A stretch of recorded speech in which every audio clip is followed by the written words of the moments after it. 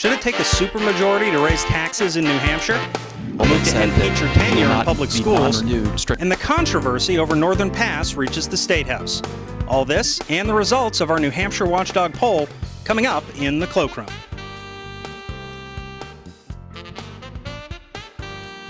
Hello and welcome back into the Cloakroom. I'm your host, Grant Bosse. It's budget week at the New Hampshire State House as the House debates the state's two-year $10.5 billion budget amid dueling rallies for and against a 10% cut in overall state spending. But amid the protests, several other important pieces of legislation came up for debate, and that's our focus this week. Facing the March 31st crossover deadline to move all legislation to the Senate, House Republican leaders pulled CACR 6 off the table. The constitutional amendment would require 60% of both the House and Senate to approve any future increase in taxes and fees. It fell just a handful of votes short 2 weeks ago, but the GOP rallied its forces and sent CACR 6 onto the Senate by a vote of 256 to 117. By Representative Gary Richardson of Hopkinton, who spoke on the House floor against the passage of CACR 6. Representative, why do you oppose this amendment? Well, I oppose it for a couple reasons. Number one, it's a downshift to local communities. It is going to interfere with the ability of the state to raise money. As you know, a substantial portion of what the state raises in revenue goes right back to cities and towns. So that's number one. Number two, we've just recommended passage of an education funding constitutional amendment that would allow the legislature to determine the amount of state funding for education by majority vote. And here we are now raising that bar to a 3/5 vote. And clearly it sets up a potential conflict between constitutional amendments. And I think it will interfere with the ability to pass a targeting amendment. So you think that if the legislature fails to get that supermajority to increase revenues, they'll just cut aid to cities and towns and property taxes will go up? Absolutely. I think that anything that interferes with our ability to raise taxes in a reasonable way by consideration of a majority vote just sets up a potential disaster. We were elected to perform a job, and we should do our job. But if you require a 3/5 vote to do something, then you're setting up a situation where a majority wants to do something, but a small minority can prevent the majority from doing it. It's not a good system. Representative Jasper admitted on the House floor that passage of this constitutional amendment could negatively affect the state's bond rating. What are your concerns there? He's absolutely right about that. I'm surprised he supported the amendment knowing that. The state of Nevada just had their bond rating dropped because they have a provision that requires a supermajority to raise revenues. And it is a major mistake for us to be passing along a constitutional amendment before we've looked really into what the impact of that will have on our bond rating. And our bond rating is absolutely crucial to our ability to raise money, to fund education, to do all the things that we borrow money for. This amendment, one of dozens of bills before the House in this two-day session. What do you expect out of the House budget debate on Thursday?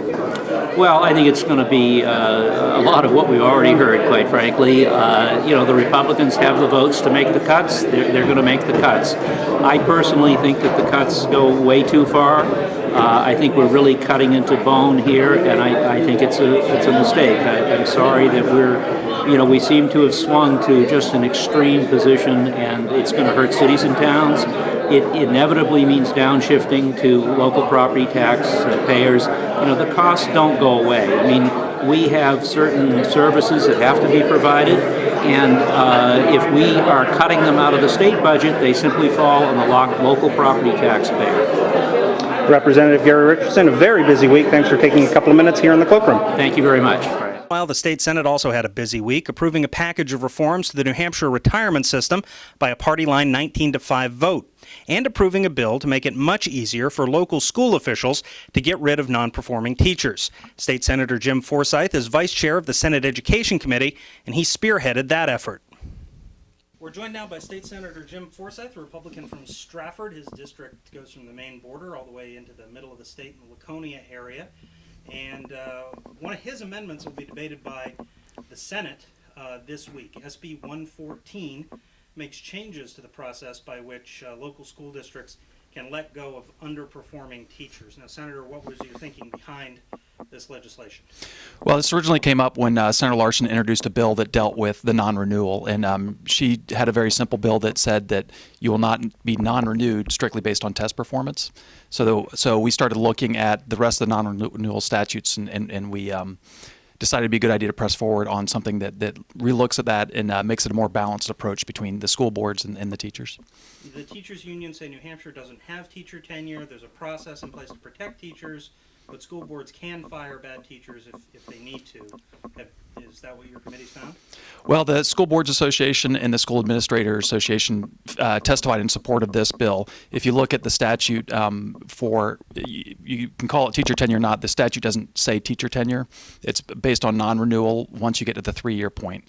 Once you're at the 3-year point, it takes a preponderance of evidence to remove a teacher due to bad performance. It's a legal standard. A legal standard, and that places a significant burden of proof on the school board as opposed to a more balanced due process that you would normally expect to see.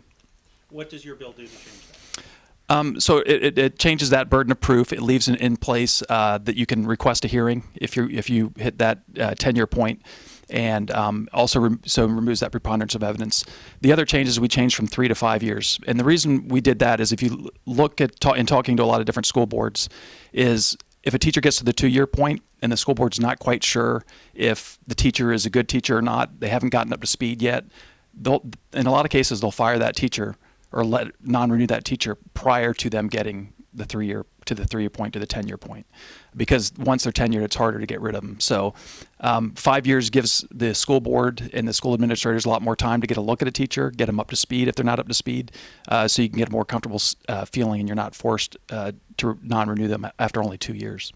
Critics of this amendment say the Senate's rushing through it. There was no public hearing on this proposal, that the Senate should take more time to look at this idea. Well, we advertised this particular amendment on the Thursday calendar, so we did notice it properly. Actually, a committee amendment is not required to have a hearing, but I insisted that we actually do have a hearing on this because it is a significant change from the original intent of the bill. So we did publicly notice a hearing. And also, if you look back at the 114 remarks back when we had that hearing, we talked about teacher tenure there as well. I asked a number of questions of the people testifying. So in essence, this bill's had 2 public hearings. We are going to, because Senator Larson doesn't favor this amendment, she doesn't want this under her name, and so we are going to pull this amendment out of her bill and put it in a different bill. That was Senate Bill 114 was her bill. Right. Since she doesn't like the amendment, you're going to put it on another vehicle. Any idea what that would be? Yeah, it's 196. It's a non-germane amendment. The reason why we used 114, it was the only germane bill. It was the only bill that dealt with non-renewal status. So that's why we used it. But if with a 2/3 vote, we can override and put a amendment onto a non-germane bill. So that's not a legal requirement that you can't put something that the sponsor doesn't like. That's just a right. Actually, it from my understanding, it doesn't happen frequently, but it does happen. It happened in the past years. But I'm not someone who wants to, have a bad bill in a bill in someone's name that they disagree with. So we're happy to make that change. It's been a busy session for education. You've got the policy around teachers. You've got changes to the education funding formula. You've got a constitutional amendment right. Coming over to the Senate as well. How do you think the totality of these new laws is going to affect New Hampshire schools? I think for the better. I mean, one thing that I'm very pleased with is we got the charter school past the Senate to extend or to, before charter schools was a pilot program, it was going to end after a certain amount of time. We removed that, so it's a permanent program now. So we're very happy to have charter schools as a permanent program if the House passes that. I'm interested to see the stuff coming up from the House. That's been stuff that's, perhaps more aggressive in terms of parental rights and, changing it so parents can approve a kid leaving school prior to age 18 up to from 16 to 18, which is the way it was a couple of years ago. So, there seems to be a lot of work to try to lower mandates to the schools, which can help reduce costs, and then, try to get a stable funding formula in terms of funding. So it's some exciting times. And a debate that's been ongoing for 12 years now in New Hampshire, a constitutional amendment to address the Claremont education lawsuit, passed the House, coming over to the Senate. Your thoughts on the chances of an amendment going on the ballot next year? My guess is the chances are probably pretty good. I've got some reservations still. I know Laconia in my district opposes a constitutional amendment that doesn't specify how much the state's going to be giving, which this doesn't. And then I have some reservations as a conservative about whether or not it takes away too much local control from the schools. So I'm still looking at it. We're still debating, but I think the chances are probably good. Jim Forsythe, State Senator, Vice Chair of the Education Committee. Thank you for joining us. Thank you. Opponents of the controversial Northern Pass project had their day on the House floor as they pushed a bill that would ban the use of eminent domain for electric transmission lines. Since the 180-mile project would need to cut 40 miles of new right-of-way through Coos County forests, blocking eminent domain would essentially drop Northern Pass in its tracks. New Hampshire Watchdog captured some highlights of this week's debate. We were sent here by our citizens to provide them with fair, open, and deliberative government. We were not sent here to pick winners and losers. We were not sent here to usurp our own laws, to expand the reach of government into free markets. And we were not sent here to cut off the process of public input before it has a chance to have all of our voices heard. In fact, we were sent here to protect against such abuses. Please vote red and overturn the committee report. What we're saying as a legislature is, if it's a optional merchant project and it's not necessary for system reliability, then that public utility can't go to the Public Utilities Commission and say, we want you to take Joe Jones's land to help us build our merchant project. That's all we're saying. It doesn't stop the project. What it does is it gives all the Davids out there a few more smooth stones in their slingshot when they're facing Goliath. That's all it does. This is about property rights. It's about property rights. Thank you, Mr. Speaker. Mr. Speaker, if you know, as I know, that this bill unfairly targets just one business, and if you know, as I know, that we have the 5th highest electric rates in the contiguous United States, if you know, as I know, that any chance of getting more jobs in this state is going to depend on lower taxes and lower electric rates, and that all this bill does is send a signal that we want higher electric rates, then you'll vote with me and press the red button.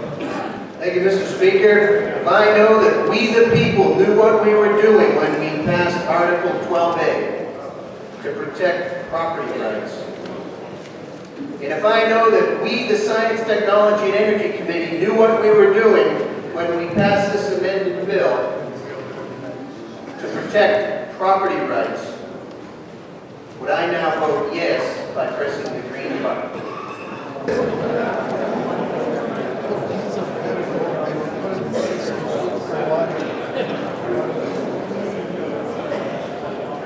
The House will be attended to the state of the vote. 317 members have voted in the affirmative, 51 in the negative.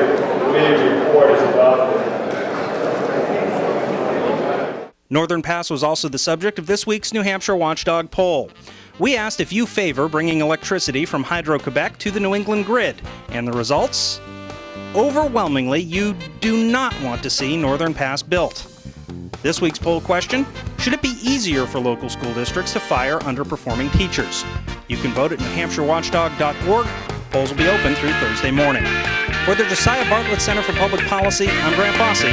Thanks for watching.